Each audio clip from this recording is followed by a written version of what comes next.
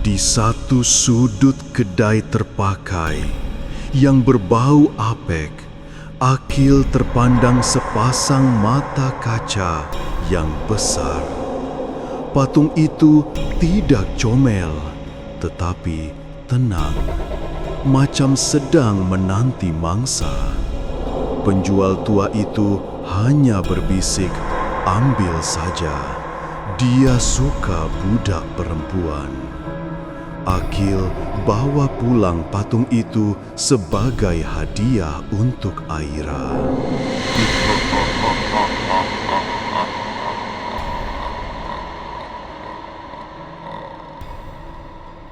Akil bukan jenis ayah yang sentimental.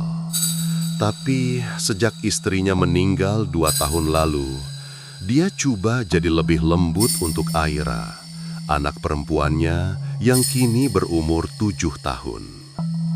Suatu petang, dalam perjalanan pulang dari kerja, Akil singgah di satu kedai barang terpakai yang baru dibuka di ujung lorong. Kedai itu sempit, berbau kayu lama dan kain lembab. Di rak belakang, dia nampak satu anak patung perempuan, tinggi, bergaun putih, rambut hitam panjang, dan mata kaca yang besar. Wajahnya bukan comel, tapi tenang, macam sedang tunggu sesuatu. "Berapa nih?" tanya Akil.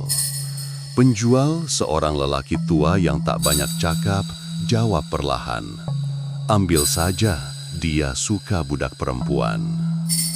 Akil tak pikir panjang. Dia bawa pulang anak patung itu dan beri pada Aira. Malam pertama, Aira letak anak patung itu atas rak buku.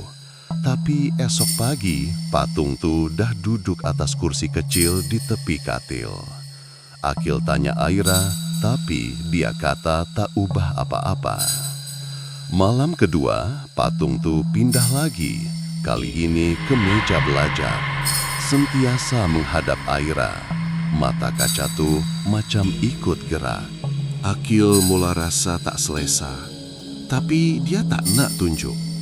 Dia cuma pastikan patung tuh sentiasa di tempat asal sebelum tidur. Malam ketiga, Akil terjaga pukul 2.30 pagi. Dia dengar bunyi macam ketawa halus. Dia bangun, jalan ke bilik Aira. Lampu bilik malap, Aira tidur lena. Tapi anak patung tuh duduk atas lantai, betul-betul depan katil. Kepala sedikit sengit, mata kaca bersinar kena cahaya bulan. Akil angkat patung tuh, letak balik atas rak. Tapi masa dia nak keluar, dia dengar suara, bisikan halus. Dia dah mula suka.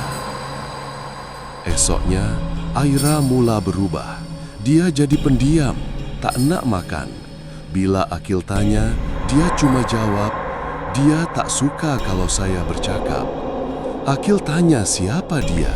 Aira tunjuk patung itu. Malam itu, Akil coba simpan patung itu dalam almari.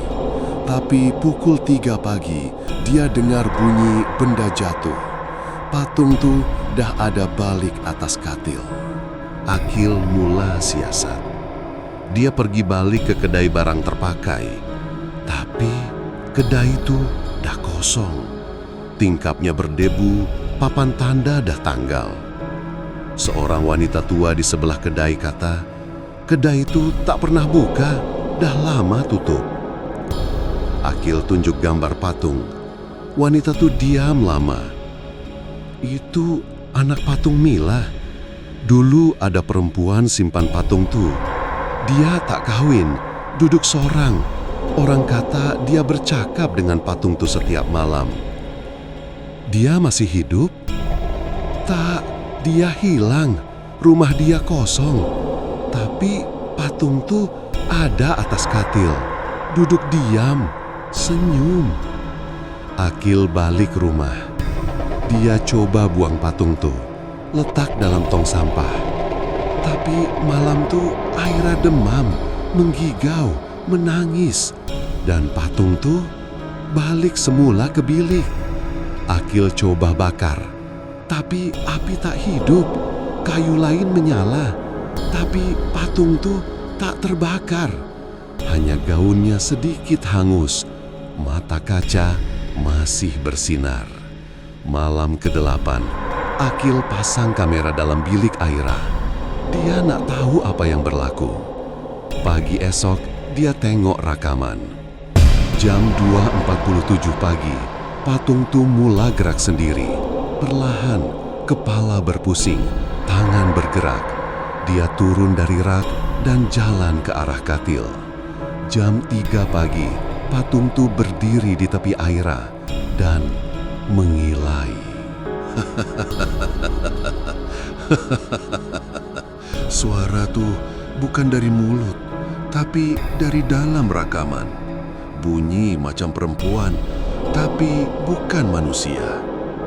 Akil bawa rakaman tuh ke Ustadz. Ustadz tengok, diam lama. Ini bukan biasa. Patung nih bukan kosong. Bukan kosong.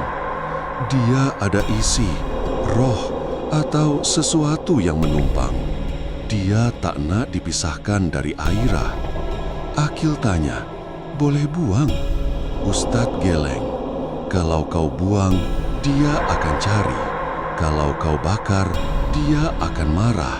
Satu-satunya cara, kau kena tahu siapa dia. Akil balik dan selongkar patung tuh. Di bawah gaun, dia jumpa satu kain kecil bersulam nama, Mila. Dia cari lagi. Di dalam rongga belakang patung, ada satu nota kecil tulisan tangan. Kalau kau jumpa aku, jangan pisah. Aku tunggu anak. Aku tunggu tubuh baru. Akil rasa sejuk. Tiba-tiba Aira muncul di pintu. Ayah, dia nak jadi saya. Malam itu, Akil tidur di bilik Aira. Dia letak patung tu dalam almari, kunci. Tapi pukul 3 pagi, bunyi ketawa kedengaran lagi. Almari terbuka sendiri. Patung tu duduk atas katil. Aira tak bergerak, matanya terbuka, tapi kosong. Akil panggil, Aira. Aira senyum, tapi senyumnya bukan senyum Aira. Esok pagi, Aira bangun macam biasa, tapi dia tak ingat apa-apa. Patung tuh duduk diam atas kursi, tapi Akil tahu sesuatu dah berubah. Dia tengok mata Aira, ada kilau kaca, sama macam patung tuh.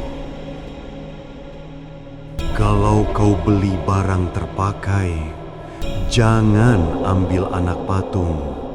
Jangan bawa masuk rumah. Dan paling penting, jangan biar dia dekat dengan anak kau. Sebab kadang-kadang yang kau anggap mainan bukan untuk dimainkan, tapi untuk ditumpangi.